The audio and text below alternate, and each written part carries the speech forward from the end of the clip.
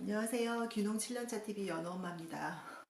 어저께 눈이 와서 해가 없어서 좀 춥고 흐렸는데 오늘 날씨가 아주 좋네요. 오늘은 귀농, 시골 생활비 과연 얼마나 들까 이 부분에 대해서 얘기를 해볼까 합니다. 사실 그래서 제가 이제 계획했던 콘텐츠 중에 시골 생활비도 있었는데 마침 지난번 영상에 댓글에 시골 생활비 문의해 주신 분이 계셔서 좀 땡겨서 오늘 한번 해보겠습니다. 그래서 혹시 여러분들 뭐 귀농이나 저희 사는 것에 대해서 궁금하신 부분 있으면은 댓글 올려주시고요. 제가 아는 한도 내에서 그럼 답변 드리거나 아니면 영상 찍어보도록 하겠습니다. 그리고 시작에 앞서 또 한 가지 좀 우려되는 부분이 있는데요. 그 댓글 보다 보니까 초반 영상에 너무 좀 현실적인 얘기들을 많이 해서 그런지 귀농 생각하셨다가 아 이거 포기해야 하나 그런 또 생각하신 분들도 계시는 것 같아요.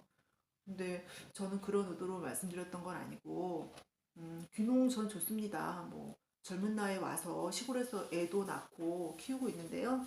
저는 저 개인적으로는 100% 만족하고 있고요. 그 영상들을 올린 거는 사실 준비하는 과정에서 이렇게 잘 모르고 오다 보면은 시행착오도 많고 또 특히나 금전적인 손해를 입고 오는 경우가 많이 있을 수 있기 때문에 그런 부분에 대해서 좀 도움이 될까 해서 올렸던 거거든요. 저의 그 일련의 영상들을 보시고 포기보다는 준비 과정이라고 생각해 주셨으면 좋겠습니다.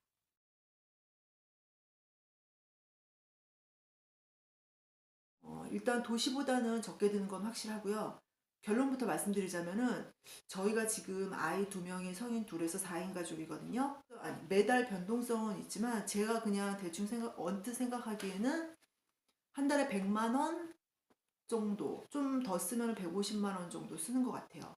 근데 이게 일반화할 수 없는 게 케이스 바이 케이스더라고요. 집집마다 틀려요. 저희 말고 60대 부부가 사는 집이 두 집이 더 있거든요.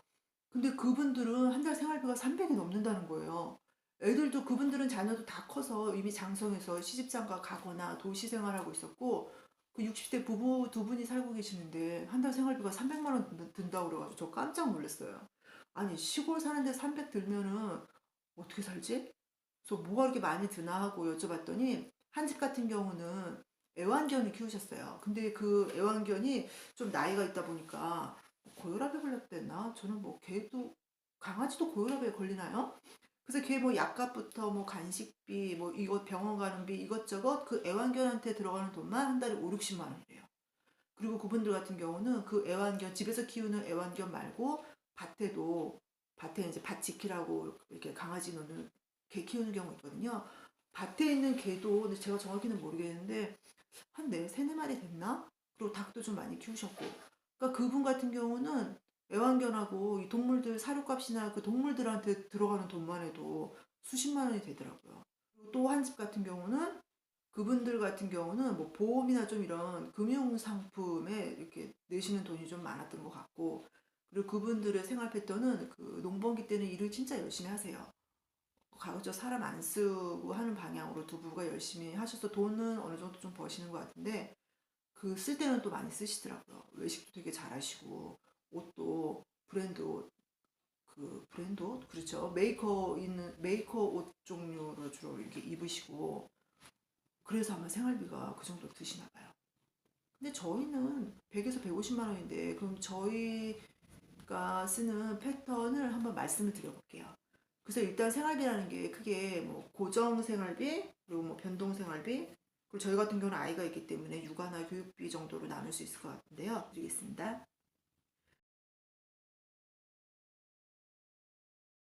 고정 생활비로는 시골이든 도시든 내가 살아가면서 기본적으로 나가는 금액들이잖아요. 제가 쭉 찾아보니까 저희 같은 경우는 이제 아파트랑 다르게 관리비가 별도로 없고 그런 일련의 그 공과금들이 되게 싸요. 그래서 수도요금은 저희가 한 달에 한 6천 원 정도 나오는 것 같아요. 그게 지역마다 틀린지 모르겠는데 저는 지금 여기 안동에 살고 있는데 안동에 댐이 두 개가 있거든요. 그래서 그런지 수도세는 상당히 싸더라고요. 그리고 전기세는 평균 3만 원 정도 나와요. 지금 저희 집에 전기 쓰고 있는 게뭐 일반 가정집에 있는 뭐 냉장고, 김치냉장고, 저희 TV는 보지 않고요. 컴퓨터도 지금 망가져서 쓰지는 않고 있어요. 그러니까 냉장고, 김치냉장고 있고 그리고 저희는 시골에는 주로 LPG 가스레인지를 많이 쓰는데 저희가 집 지으면서 전기레인지로 바꿨어요. 근데 저희는 삼시세끼 다 집에서 해먹잖아요. 그러니까 전기레인지로 삼시세끼 다 해먹고 있고 또 12인용 식기세척기가 있어요. 그 식기세척기도 하루에 한 번 정도는 돌리는 것 같아요. 그리고 뭐 전자레인지 있고 진공청소기 쓰고. 근데 저희 집에 정수기나 뭐 가습기 아니 정수기나 공기청정기 이런 건 없고요. 그래서 뭐 전기도 뭐 통상 가정에서 쓰는 것 정도는 쓰는 것 같은데 한 달에 한 3만 원 정도, 주택용 전기는 한 3만 원 정도 나오고 있어요. 그리고 건강보험 내야 되잖아요. 저희는 이제 지역 건강보험인데 농어민 같은 경우는 그 건강보험이나 국민연금을 국가에서 50% 지원해주는 사업이 있어요. 그러니까 그냥 해주는 건 아니고 그 국민연금공단이나 건강보험공단 거기에 직접 이제 내가 농민이라는 그 근거 서류를 제출을 하고 신청을 해야 돼요. 그러면 50% 감면이 되거든요.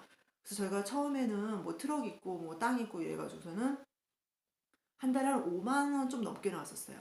근데 문재인 정부 들어서면서 얼마 전에 1톤 트럭 같은 경우는 그거를 재산으로, 그러니까 생계형으로 해서 재산 그 현황에서 빠지든가 하여튼가 좀 뭔가 조건이 완화됐어요.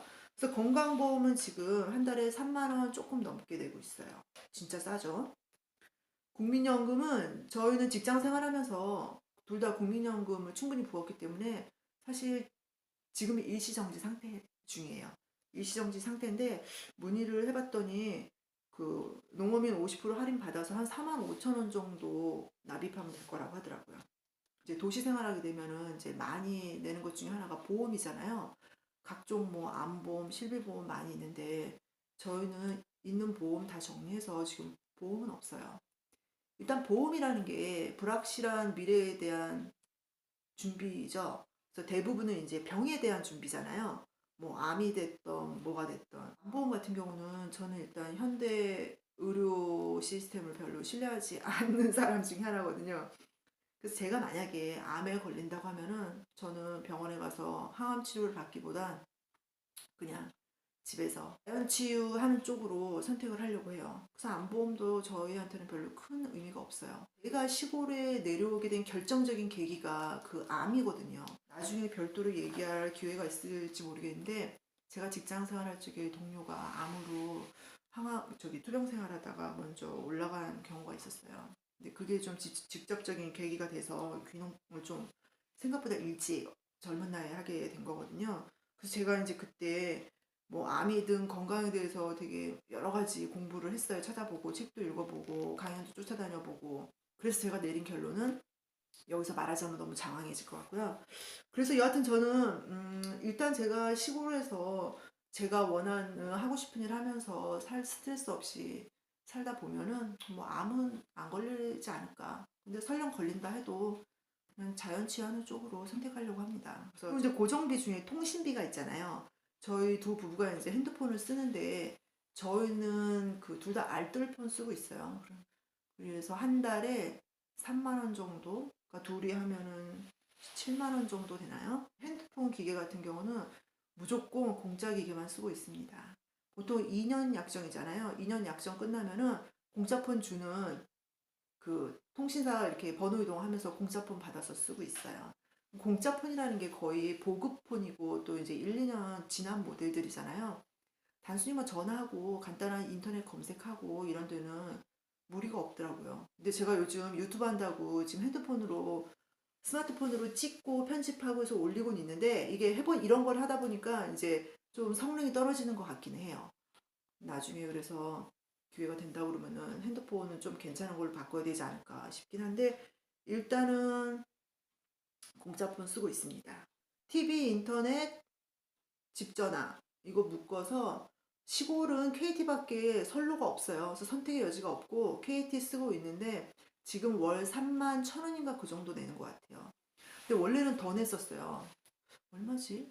근데 제가 이제 아이 낳고 나서 TV를 거의 안 보고 있거든요. 그래서 하루는 KT에 전화해서 우리 TV 안 보니까 나 이거 해지하겠다 그랬더니 그쪽 고객센터에서 저를 이제 말리는 거죠. 해지를 막게 하기 위해서 이용 요금을 낮춰주겠다는 거예요. 그래서 원래는 좀 덜 했었는데 지금 3만 1,000원 정도로 깎였어요. 그 고정생활비 같은 경우는 언뜻 지금 계산해 보면은 25만 원? 30만 원 채 안 되는 것 같아요.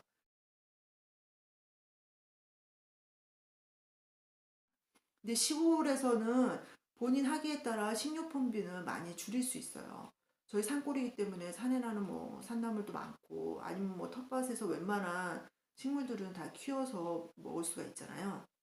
특히 저희는 애들도 있고 그래서 뭐 수박, 참외 이런 거는 매년 심어서 먹고 있고 그리고 밭에 유실수를 좀 여러 가지 많이 심었어요. 그래서 뭐 복숭아, 사과, 감도 있고 복분자 뭐 이것저것 철마다 나오는 과일은 사 먹지 않고 거의 저희가 심어서 작업하고 있습니다. 그러니까 닭을 키우고 있으니까 계란 같은 경우도 바닥 이제 집에서 작업을 하고 있긴 하는데 집에서 키운 닭 같은 경우는 이제 운동량이 많다 보니까 엄청 질겨요. 그래서 가끔 손님 올 때만 저희가 솥단지 걸어서 백숙하긴 하는데 평소에는 닭도 그냥 사 먹고 있어요. 그래도 시골에서 먹거리만큼은 충분히 자립 가능성이 높죠. 그래서 저희 같은 경우는 장을 한 1시간 정도 시내에 나가면 홈플러스가 몇 년 전에 생겼어요. 그래서 일주일에 보통 한 번 정도 홈플러스에 가서 장을 봐오는데 한 번 가면은 구입하는 게 보통 한 5만 원에서 좀 많이 사면 10만 원 정도 되는 것 같아요. 일주일에 한 번이면 보통 1년 아니 한 달에 4번이죠. 그러니까 한 번 나갈 때 장 보고 가서 뭐 밥 사 먹고 이래저래 한 10만 원 쓰니까 4번이면은 40만 원. 그리고 이제 요즘 택배가 시골까지도 다 들어오기 때문에 또 인터넷으로 살 수 있는 거는 인터넷으로 많이 사거든요. 그런 거 저런 거 감안하면 제가 보기에 식료품이나 생필품은 한 달에 한 5, 60만 원 들어가지 않을까 싶어요. 그리고 교통비가 있는데 시골은 이제 운전이 필수입니다. 1톤 트럭 포터가 한 대 있어요.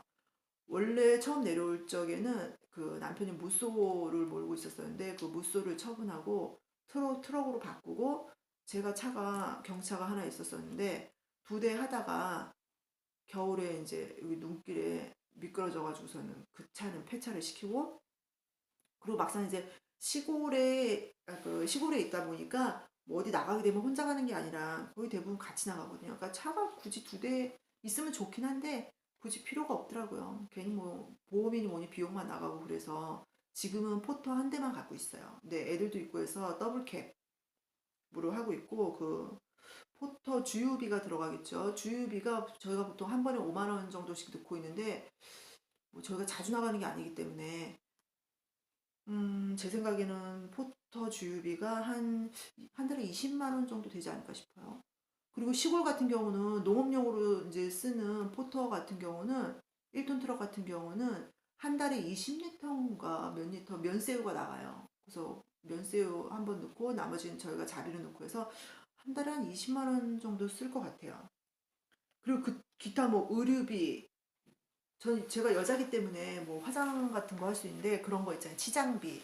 저는 저기 귀농하면서부터 화장 안 하고 있거든요. 그래서 뭐 그런 화장품 비용 안 들어가고 옷 지금 입고 있는 옷 다 귀농하기 전에 입었던 옷 여태 입고 있어요. 뭐 시골에서 멋낼 일도 없고 농사일 하는데 그 예쁜 옷 다 필요 없습니다. 그래서 그냥 그 직장 생활 할 적에 입었던 옷, 그 귀농 전에 입었던 옷 아직도 입고 있고요. 그래서 옷 사는 데 드는 비용은 별로 안 들어요. 그리고 또 뭐가 있을까요? 아, 난방비. 그 전원주택 얘기 듣다 보면은 꼭 난방비 폭탄 얘기가 나오더라고요. 근데 시골은 도시가스가 안 들어온 곳이 많죠. 그래서 대부분 이제 기름 보일러를 쓰게 되는데 저희도 그래서 거실만 기름 보일러고 이제 고들방이 있는 거죠. 근데 저희가 2017년 12월 초에 이 집에 처음 들어왔는데 그때는 고들방이 완성이 되지 않았고 거실만 이제 완성을 해서 거실에서 먹고 자고 한 반년 정도를 그렇게 생활을 했어요. 그러니까 2017년 12월 초에 들어와서 그러니까 작년 겨울을 이 집에서 난 거죠. 그러니까 시골에 이제 기름 같은 경우는 제가 지난 영상에서도 말씀드렸는데 그 농협조합원이면은 외상으로 갖다 쓸 수 있어요. 외상으로 갖다 쓰고 그해 연말에 갚으면 되거든요. 그래서 저희가 지난 12월에 그 나온 거를 보니까 작년 겨울에 기름 보일러 떼면서 기름 넣은 게 100만 원어치더라고요. 다른 집에 비하면은 정말 조금 나온 거예요. 그 이유는 햇빛입니다. 지금 몇 시야? 지금 2시 좀 넘었는데 여기 남양집이다 보니까 낮에는 해가 이렇게 쭉 잘 들어와요.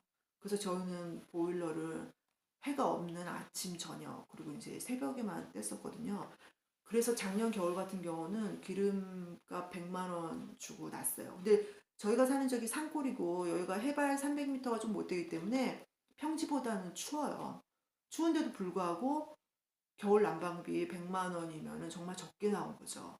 근데 올해 저희가 이 뒤에 난로를 만들었잖아요. 그리고 제가 구들방을 완성해서 지금 구들방에서 올해는 났는데 지금 난로 놓은 지 한 달 됐는데 1월 달부터 썼는데 난로를 써보니까 난방비 제로에 도전할 수 있을 것 같아요. 남양집이라면은 밤에 잘 때는 구들방에서 자고 이제 잘 자는 시간 외에는 거실에서 이제 주로 생활하게 되는데 해가 있을 때는 난방 전혀 필요 없고요. 해가 아침에 일어나서 해 뜨기 전에 그리고 해 지고 나서 오후에 자기 전까지 그때 잠깐 오전에 잠깐 오후에 잠깐 난로를 떼니까 저희를 위한 난방 저 기름 보일러가 저희를 위해서 돌아가진 않아요 지금.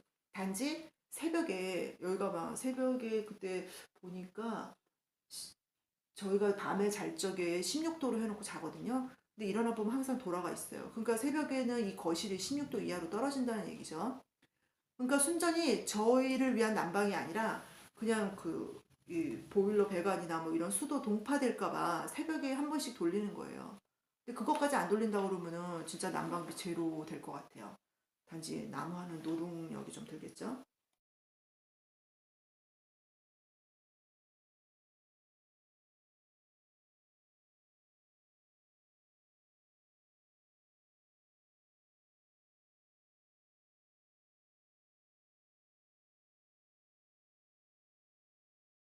농에서 좀 늦게 아이를 낳았어요. 41에 첫째 낳고 43세 둘째를 낳습니다. 그래서 아이들이 지금 한국 나이로 4세, 6세예요. 어린이집 다니고 있고요.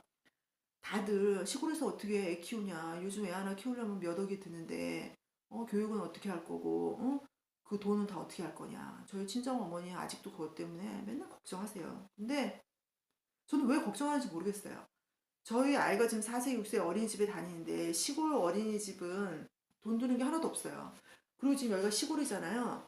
초등학교까지는 학교나 어린이집에서 그 노란 통학버스로 해가지고 다 태우러 오거든요. 여기까지. 한 25분 정도 걸려요. 편도. 그리고 들어보니까 뭐 도시 어린이집 같은 경우는 보내면은 그 정부에서 그 보조 나온 어린이집 비용이 보조가 나오죠, 다. 근데 그것 말고도 도시 같은 경우는 뭐 낮잠 이불 사 보내고 뭐 심지어는 뭐 도시락 식판도 사서 보내고 또 뭐 칫솔 치약 뭐 그런 거 다 사서 보내야 된다고 그러더라고요. 그리고 소풍이라도 가게 되면 엄마가 뭐 김밥이랑 이것저것 저것 싸주게 되고 애들 생일 잔치나 크리스마스 뭐 행사 같은 거 있으면 그 선물 같은 것도 부모가 다 사서 보낸다고 하더라고요. 근데 시골은 다 무료예요.